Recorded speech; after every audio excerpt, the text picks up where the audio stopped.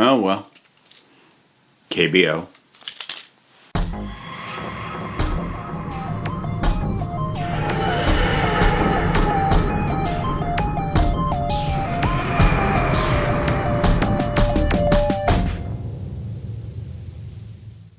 Victory of the Daleks. I consider this to be an underrated episode. I feel like it largely gets forgotten, or I think that the new paradigm Daleks are over-maligned. I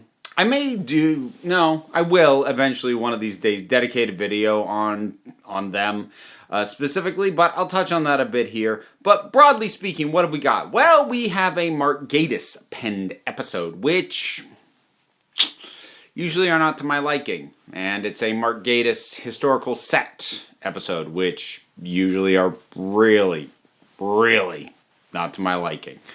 Not that they're necessarily flat out bad, it's just the way that he tends to approach the historical settings and figures, it's not my bag, it's not what I'm here for. But I actually kind of like this one pretty well. I mean, Churchill is enough of an overblown figure that I don't mind him appearing in a bit of a caricature state, because let's be honest, from what's known about the man, at least his public persona, it was a bit of a caricature of a human being at times. I think deliberately almost. He tended to really play into that sort of perception of him. So that performance is really good. Amy's great in this. She's really clicking with Matt Smith. Their chemistry is terrific. And Smith does a really good job, confronting the Daleks for the first time. You get his frustration at this initial setup, like, what is going on? Why won't you just try and kill me? What are you doing offering me tea? His frustration with that, and then the sense of defeat he has by the end of this thing. As for the Daleks themselves, honestly, you break down what it is they're doing. This is one of my favorite uses of the Daleks in New Who. I'm serious, straight up. Now, they overstepped majorly on one specific issue, but I'll come back to that when I start talking about the new paradigm Daleks. But broadly speaking, the Daleks and how they're used and what they do, I think is awesome. And it's what I wish we saw the Daleks doing more of. So it kicks off kind of nicely too, because the previous episode had ended with Churchill calling him saying, "Doctor, I need you to come and help me with something." And we see the shadow of a Dalek. So we know Daleks, World War II. Okay, cool. He gets there, and turns out the Daleks are already fighting on the side of the Allies, being passed off as artificial soldiers, as Ironsides, created by this inventor. Now, one of the things that I like about this right off the bat is it's continuing the trend of Matt Smith's Doctor not being great at piloting the TARDIS, usually being a bit off. He showed up a month after Churchill tried to call him the first time. And it does actually also kind of really highlight how eager Amy was for the chance to run away, because the last two times she saw him leave in that machine, he did not come back when he said he was going to come back. So the very idea that when she went off with him, 2 episodes ago, that she's like, "You can bring me back here just a few minutes after we left, right?" Sure, he says yes, and he probably means it. He definitely intends to, but everything she's seen is that he will not be able to do that, and yet she still goes. So I like that they're keeping up that he's not able to do that, and it serves as a reminder for the fact that Amy did just run off with someone who may not be able to get her back, and she probably knows that a lot better than she is letting on. And I really like Amy's sense of adventure in this, that the Doctor then has to temper because he's dealing with the Daleks, and the Daleks are not fun. Not for him, at any rate. At their best. They can be fun for us, the audience. So, we have the Daleks posing as fighters until they get what they want out of the Doctor. Where the Doctor shouts at them, "I am the Doctor, and you are the Daleks." Testimony received. This is what I mean when I say this is one of the best uses of the Daleks, and why I really love some of the specific things in this episode. Because the Daleks in New Who, while they would occasionally have grand plans and schemes, it was always on these massive scale. So yes, they had plans, but only because the things that they were trying to accomplish were so huge, they had to have plans. The thing with stealing the Earth and to make that. But they're not subtle. They're not clever about it. They brute force their way through these plans. Even the cult of Skaro was very much brute forcing its way to attempting to force their own evolution. But here, we get the sneaky Daleks, the scheming Daleks, the deceiving Daleks, something that we tended to see a bit more of in Classic Who, but we have seen very little of in New Who. And I love that it works. That they trick him, and because he doesn't know why they're here or what they're trying to accomplish, he plays directly into their hands. And as soon as they have what they want, they let the facade drop. So even though the Doctor does not initially know what it is he just allowed them to do, he knows he screwed up. He knows that he has somehow managed to play into their hands. And I love that. I honestly, okay, now let's get to the new Paradigm Daleks. First of all, I actually like the design. And I like the color coding. I don't think it's necessarily better than what had been done with the new modern Doctor Who reinterpretation, but I like it, honestly. I like that they were designated with specific roles. We had the scientist, the strategist, the drone, the Eternal. I still want to know what the heck an Eternal Dalek is. What does it do? And of course the Supreme. And after this, really, the Supreme is the only one that would ever turn up again.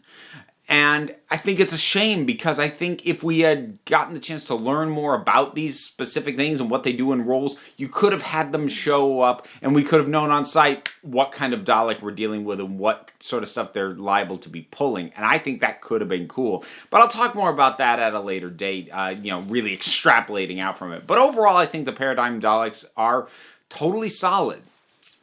Where they screwed up in implementation, and where I totally get that people don't like them, aside from people who just don't like the color coding, which, I mean, I do, but okay.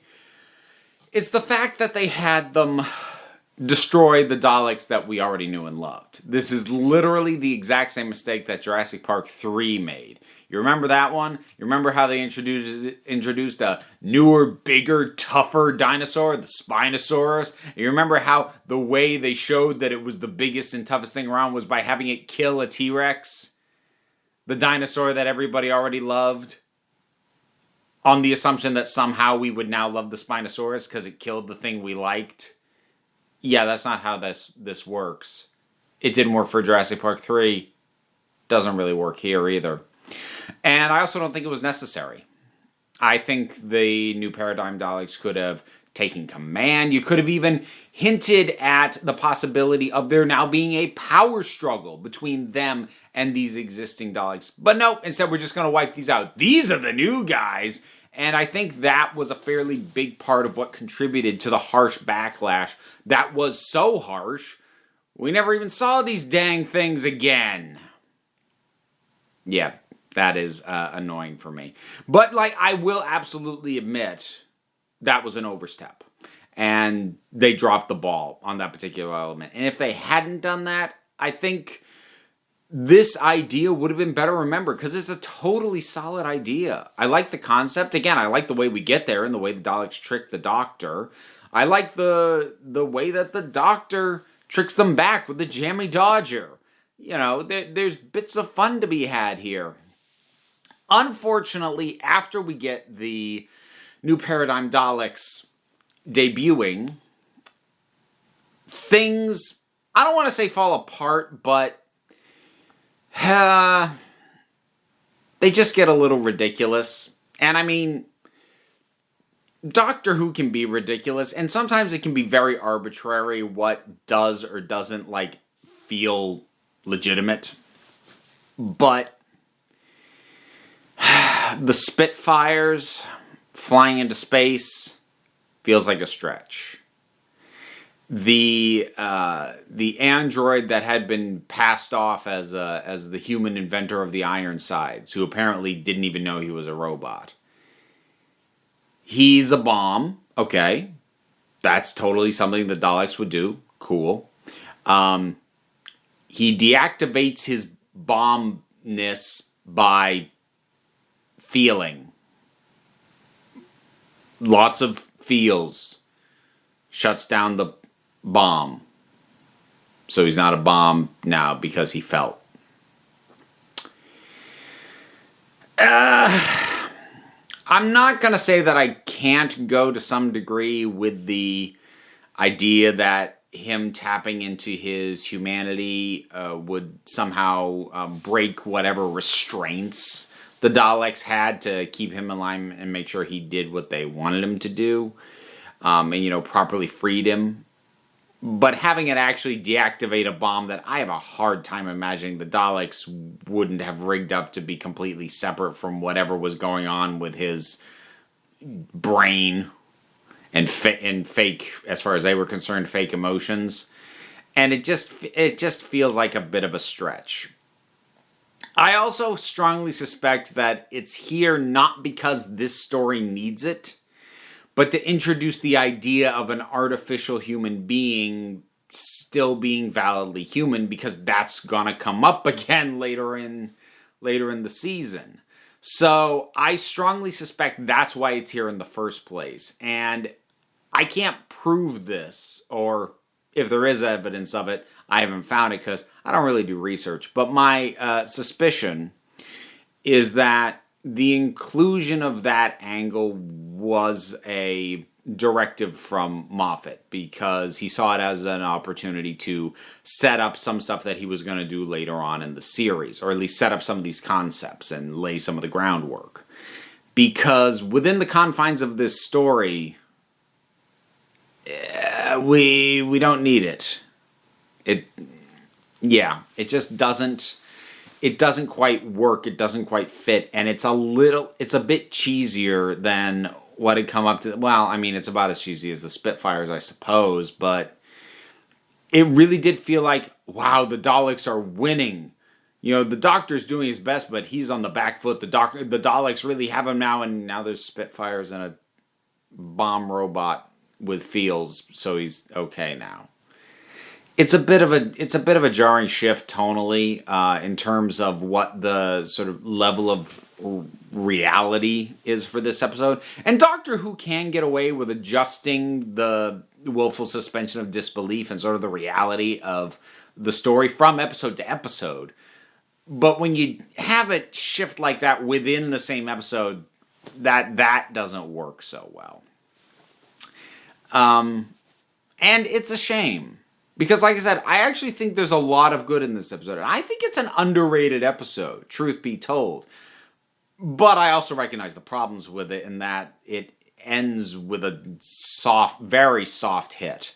Like, the shutting down of that bomb is not the cathartic climax that this thing needs. Because, I mean, we're dealing with the Daleks. And we end with aging human robot is gonna go look for the town and the girl from his memories to see if they're real. I mean, yay, but it's not the climax and the feel and the conclusion to a Dalek story, if that makes sense. But Victory of the Daleks. You seen it lately? What'd you think about it? Whatever your thoughts are, drop something down in the comments and let's talk about it. There's a whole bunch of stuff to do as well, because you can like, you can subscribe, you can support me on Patreon, which helps me cover the bills, and ideally one of these days get to legitimately start doing bigger and better projects. And plus there's other stuff down below as well. Link to the book I've published. The Patreon also gets you onto my author diary, because I'm working on another book, a work of fiction this time, and author diaries are going up on the Patreon page. And yeah, I plugged that enough. But there's other links besides that, socials, Instagram, Twitter, etc., etc. Click on stuff. It'll take you places. Check it out, or don't. I'm not going to tell you what to do, because at the end of the day, you're the council. I'm just running the meetings. And until next time, this council is adjourned.